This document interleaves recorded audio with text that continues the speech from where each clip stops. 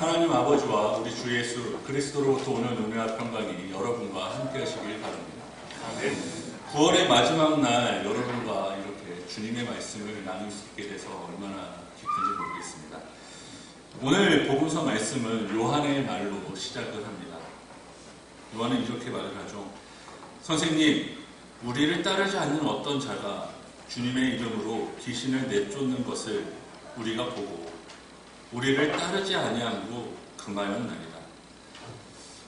이런 일이 언제 있었는지 잘 모르겠습니다. 성경도 말하고 있지 않고요. 그런데 이게 중요한 게 아닙니다. 중요한 것은 12 제자가 아닌 사람이 예수님의 이름으로 귀신을 내쫓고 그 모습을 본 12 제자들이 그 사람을 막았던 것입니다. 저는 이 말씀을 묵상하면서 아주 오래전에 있었던 한 사건이 떠올랐습니다. 바로 80년대 초에 있었던 가짜 법대생 사건입니다. 그 사람은 한국에서 제일 유명한 법대를 4년 동안 다녔습니다. 그 사람은 학생들과 함께 MT도 받고 시험도 받고 과대표도 됐습니다. 그리고 법대 교수의 주례로 학생 신분으로 결혼까지 했습니다. 그리고 동기들과 함께 졸업 사진도 찍었습니다. 그런데 이 졸업 앨범을 찍고 나서 그의 정체가 밝아게 되었습니다. 왜냐하면 서울대 법대생 졸업자 명단에 그의 이름이 없었던 것입니다.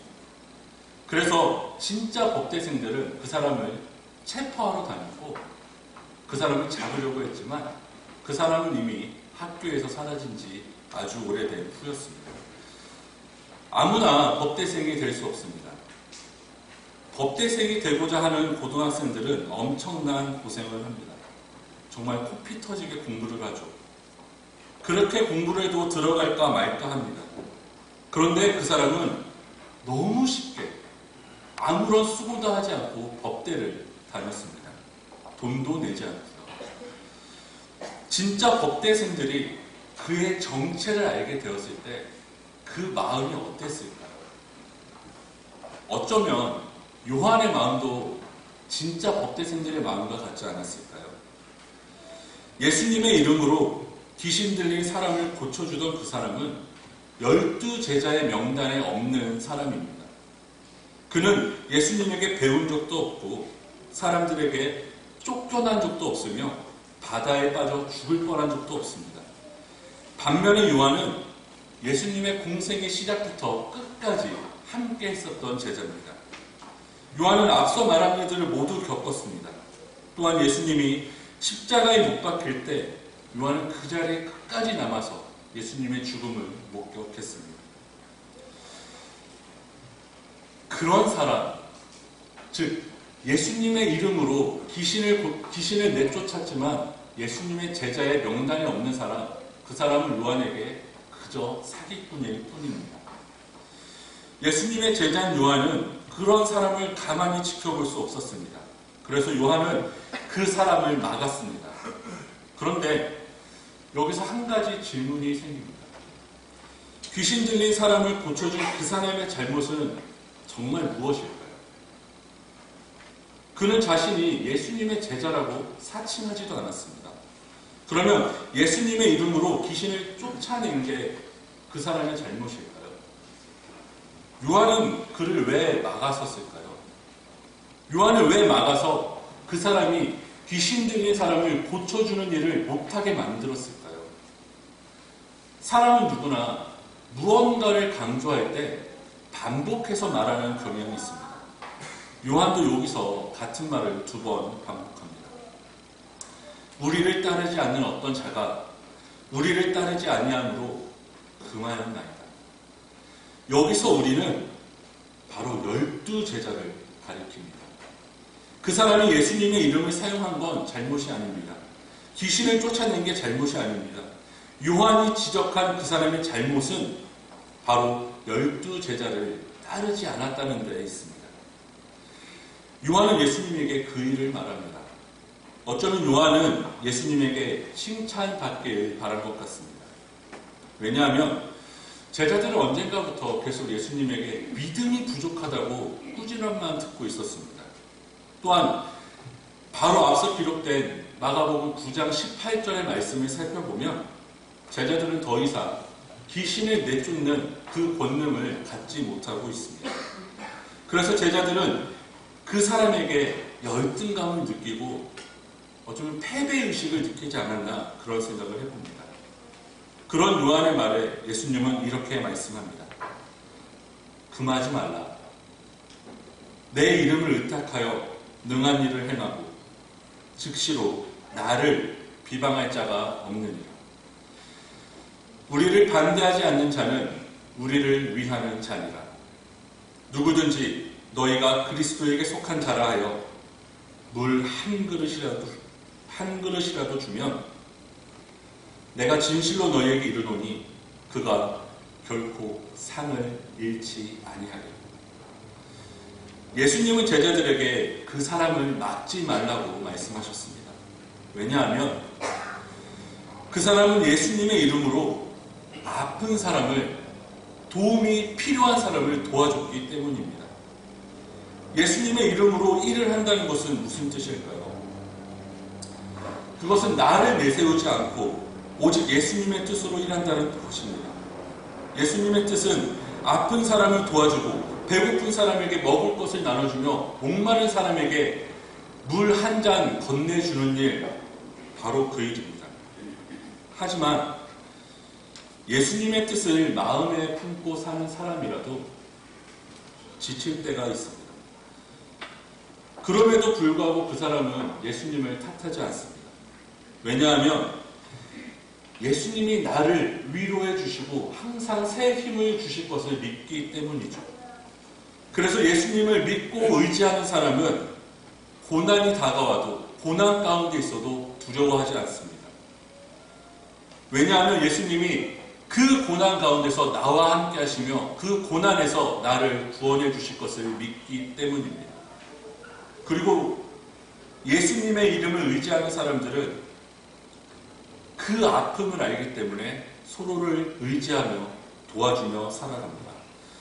우리는 이런 사람들을 가리켜 형제 자매라고 부릅니다. 이 형제 자매들은 비록 한 핏줄이 아닙니다. 고향도 다르고 직업도 다릅니다. 하지만 형제 자매들은 이웃을 아끼고 도와주는 공통점이 있습니다. 그 사람들이 바로 예수님의 진정한 제자 아닐까요? 그런 제자들을 주님이 불러주시는 곳이 있습니다. 바로 교회죠.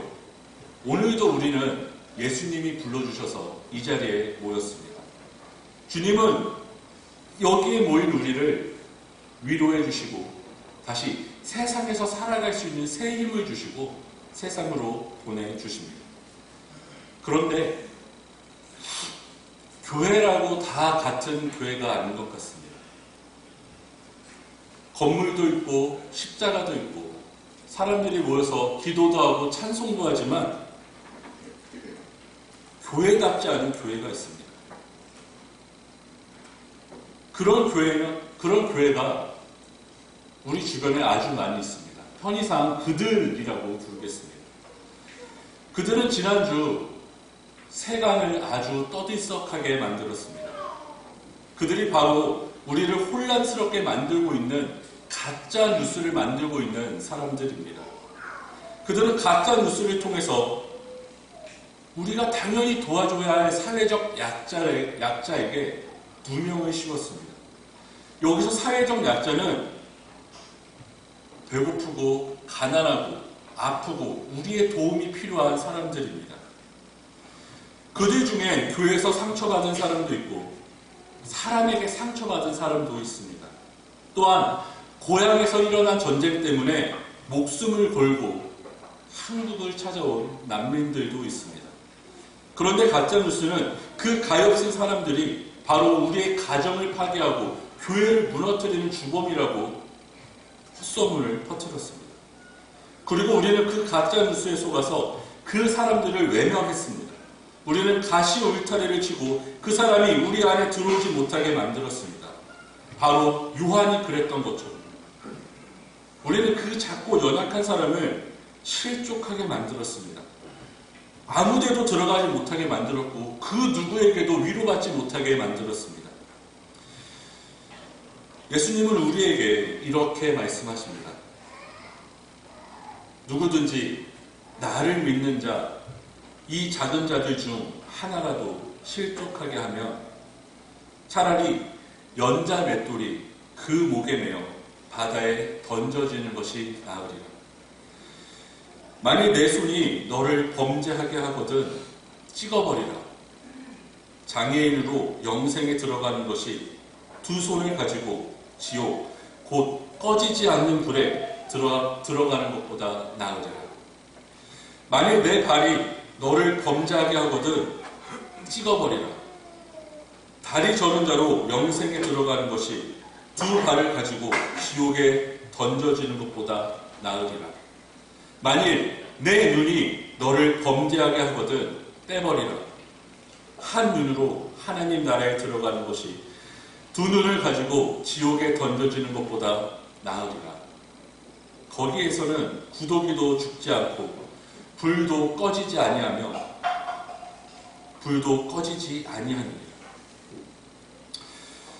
우리는 이 말씀을 고지고대로 받아들이기 힘이 듭니다. 만약에 이 말씀 그대로 우리가 받아들이게 되면 과연 여기 앉아있는 우리 중에 몇 명이나 성한 몸을 가지고 하나님 나라에 들어갈 수 있을까요? 저는 혹시 다른 의미가 있는 것이 아닐까 한번 곰곰이 생각을 해봤습니다. 그 묵상했던 내용을 여러분과 함께 나누겠습니다. 내 주변에 고통받는 사람이 있다면 내 목숨을 다하여 내 생명을 다하여 구제하라. 혹여라도 내 욕심 때문에 그 사람을 도와주지 못했다면 그 욕심은 연자 맷돌에 묶어 바닷속 깊은 곳에 던져버려라. 그리고 두 번 다시 그 욕심을 내 손에 잡지 말라. 또한 내 이웃이 무거운 짐을 들고 있다면 내 손을 더하여 함께 들라. 그리고 내 두 발은 항상 어려운 이웃이 있는 곳으로 향해 달려가라. 마지막으로 너의 두 눈은 항상 작고 연약한 사람을 바라보아라. 어쩌면 이런 모습이 예수님이 원하는 제자의 삶 아닐까요? 또한 하나님 나라의 백성이라면 이렇게 살아야 하지 않을까요? 하지만 우리는 부족함을 느낄 때가 더 많습니다. 도와주고 싶어도 그렇게 하지 못할 때가 더 많이 있죠. 우리는 이럴 때 어떻게 해야 할까요? 요한의 형제인 야고보가 오늘 우리에게 도움의 편지를 썼습니다. 그의 편지를 읽어드리겠습니다. 야고보서 5장 15절부터 16절의 말씀입니다. 믿음의 기도는 병든 자를 구원하리니 주께서 그를 일으키시리라. 혹시 죄를 범하였을지라도 사하심을 받으리라. 그러므로 너희 죄를 서로 고백하며 병이 낫기를 기도하라. 의인의 간구는 역사하는 힘이 크니라. 우리가 하는 믿음의 기도는 병든 자를 고쳐줍니다. 제자가 아니었던 그 사람, 바로 예수님의 이름으로 귀신 들린 사람을 도와주던 그 사람의 기도가 바로 이런 기도 아니었을까요? 그 사람은 믿음을 갖고 기도했으며 귀신 들린 사람을 그리고 아픈 사람들을 도와주었습니다. 우리가 그와 같이 기도해야 하지 않을까요? 우리 주변에도 아픈 사람이 많이 있습니다. 우리는 그들을 위해서 기도해야 합니다. 기도는 하나님의 계명이며 우리의 의무이기 때문입니다. 우리는 항상 믿음을 갖고 기도해야 합니다.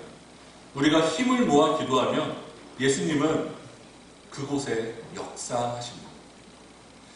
마지막 말씀을 살펴보겠습니다. 예수님은 이렇게 말씀하셨습니다. 사람마다 불로 소금 치듯함을 받으리라. 소금은 좋은 것이로되 만일 소금이 그 맛을 잃으면 무엇으로 이를 짜게 하리요. 너희 속에 소금을 두고 서로 화목하라. 그리스도인은 왜 존재할까요? 그리스도인이 이 세상에 존재하는 이유, 그리고 교회가 저 높은 산꼭대기가 아니라 이 낮은 땅에 존재하는 이유는 무엇일까요? 그 이유는 바로 우리가 세상을 살리기 위해서입니다. 교회가 교회를 위해서 존재한다면 그건 주님의 몸된 교회가 아닙니다. 그것은 가짜입니다. 교회의 재산을 목사가 갈취하고 교인의 빚으로 교회를 확장하는 교회, 그리고 교회를 세습의 장으로 변질시키는 교회는 교회로서 자격이 없습니다. 주님의 몸은 자기를 비우기 위해서 존재합니다. 오늘 복음서 말씀 9장 49절부터 50절에는 이런 주님의 뜻이 아주 명확히 기록되어 있습니다. 사람마다 불로써 소금 치듯 하라는 말씀입니다. 여기서 나온 사람은 일반인이 아니라 예수님을 믿고 따르는 사람입니다. 바로 우리를 이야기하고 있는 것이죠. 그런데 사람마다라는 말 뒤에 불로써 소금 치듯 하라는 구절은 수수께끼처럼 들립니다. 그런데 이 수수께끼를 풀어주는 열쇠가 레위기 2장 13절에 있습니다. 거기에 기록된 말씀을 살펴보면 이렇게 기록되어 있습니다. 모든 희생제물에 소금을 치라. 자, 다시 한번 마가복음 9장 49절의 의미를 되새겨 보겠습니다. 사람마다 불로써 소금 치듯함을 받으라. 이 말은 곧 예수님을 따르는 자는 반드시 희생제물이 되라는 뜻이 됩니다. 희생제물은 제단 위에서 불에 태워집니다. 완전히 재로 변하죠. 그러나 중요한 것은 성전에 드려진 그 제단 위에 올려져 있는 희생제물의 기능입니다. 희생제물은 결단코 자신을 위해서 자기 몸을 불사르지 않습니다. 희생제물은 하나님과 사람을 중보하고 화목케 하는 역할을 하기 위해서 제단 위에 올랐습니다. 자신은 불에 타 없어지지만 사람을 살리고 세상을 살리는 일에 그 희생제물은 동참합니다. 예수님이 그렇게 사셨습니다. 그리고 예수님은 당신을 따르겠다고 고백하는 모든 사람에게 이 말씀을 하셨습니다. 예수님은 이웃이 아니라 자기 자신을 껴안고 있는 그 바보 같은 팔을 풀어버리라고 말씀하셨습니다. 그리고 내가 안아주지 못했던 사람들, 내가 외면했던 사람들을 지금 당장 가서 안아주라고, 그 사람들을 위해서 네가 희생제물이 되라고 말씀하고 계십니다. 그리고 소금이 되라고 말씀하시죠. 소금은 맛을 내는 역할을 합니다. 즉, 불로써 소금 치듯 하라는 말씀은 교회가 소외되고 아픈데도 치료받지 못하고 배고픈데 밥을 먹지 못하는 그런 이웃들을 위해 살아가라는 이야기입니다. 그 맛을 잃으면 교회는 아무짝에도 쓸모없는 껍데기에 불과합니다. 겸손하게 예배하지 않고 자신의 죄를 고백하지 않으며 자기와 다른 성향의 성도를 외면하고 연약한 신앙을 가진 사람을 돌보지 않고 그저 자기 교만에 빠져서 세상을 돌보지 않는 교회와 성도들이 어쩌면 맛을 잃어버린 소금 아닐까요? 자신의 고난과 죽음을 말씀하시는 예수님께서 우리에게 불로 소금 치듯 하라는 말씀은 우리 스스로 희생제물과 소금이 되라는 말씀입니다.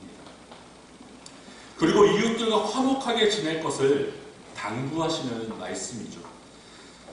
다시 말해서 제자들처럼 서로 누가 큰가 자리싸움하지 않고 요한과 야곱처럼 누가 예수님 옆에 앉을 것인가 그런 시한 논쟁을 벌이는 것이 아니라 나와 다른 사람, 나와 생각이 다른 사람, 나와 그동안 만나지 못했던 완전히 삶이 다른 사람, 그 사람과 함께 아파하고 주님의 길에 동참하라는 뜻입니다. 그리고 그런 사람들을 넓은 마음으로 포용하고 안아주고 세상을 살맛나게 만들어주는 사람, 바로 참된 그리스도인이 되라고 오늘 예수님은 우리에게 말씀하셨습니다. 사랑하는 중앙노토교회 성도 여러분, 여러분은 어떤 사람이 되길 원하십니까? 바라기는 주님의 말씀대로 세상을 살리기 위해서, 그리고 우리 이웃을 위해서, 우리 이웃과 화목하기 위해서 불에 던져지는 소금과 같은 참된 성도가 되시길 주님의 이름으로 축원합니다. 모든 지각에 뛰어나신 하나님의 평강이 그리스도 예수 안에서 여러분의 마음과 생각을 지키시리다. 아멘.